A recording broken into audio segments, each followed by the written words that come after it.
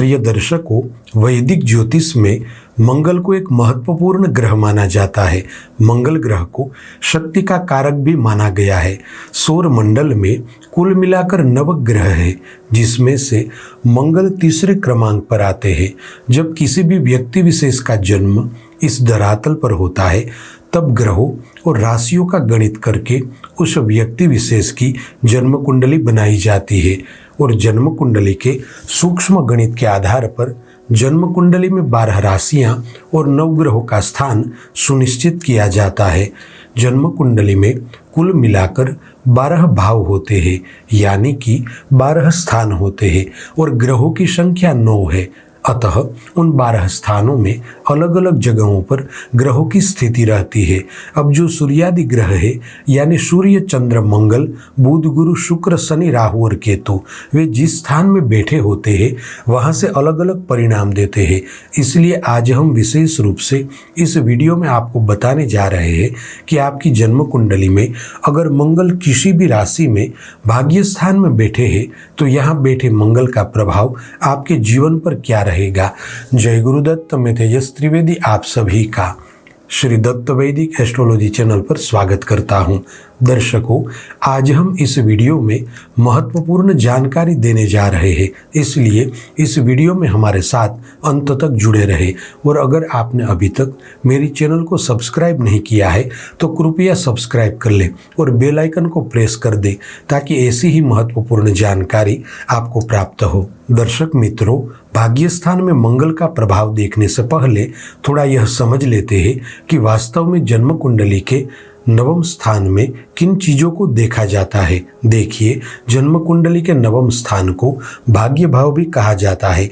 यहाँ से आप व्यक्ति का भाग्य, धर्म के प्रति रुचि, पिता के साथ संबंध, विदेश यात्रा, कानूनी मामले इत्यादि चीजों को देख सकते हैं। दर्शक मित्रों, जन्म कुंडली के 9वें स्थान में मंगल की मौजूदगी बहुत ही लाभकारी और शुभकारी मानी गई है। जिन लोगों की जन्म कुंडली के 9वें स्थान में मंगल की उपस्थिति होती है, ऐसे जातक दूसरों से विभिन्न दार्शनिक दृष्टिकोण वाले होते हैं।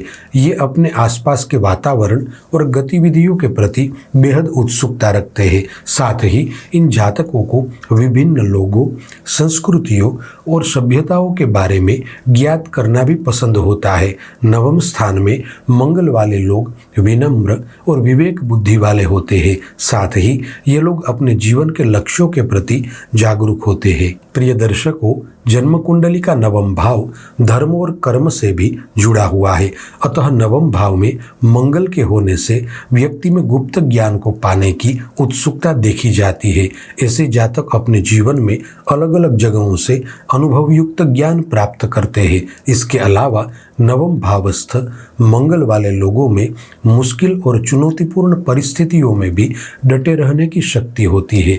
इस गुण का लाभ अवश्य ही इन्हें अपने कार्य क्षेत्र में प्राप्त होता है। दर्शकों, यदि जन्म कुंडली के 9वें भाव में मंगल ग्रह विराजमान हो तो यहाँ बैठा मंगल विदेश यात्रा के योगों का निर्माण करता है। साथ ही आपके संबंध विदेशी लोगों से भी अच्छे रहेंगे। जन्म कुंडली का 9वां भाव राज्य से भी जुड़ा हुआ है। अतः 9वें भाव में मंगल की मौजूदगी होने से सरकारी नौकरी प्राप्ति के चांस बढ़ जाते हैं। ऐसे में आपको सरकारी क्षेत्र में उच्च पद मिलने की संभावनाएं अत्यधिक रहती है। 9वें भाव में मंगल वाले जातक वफादार, ईमानदार, दयालु और अन्याय के खिलाफ आवाज उठाने वाले होते हैं।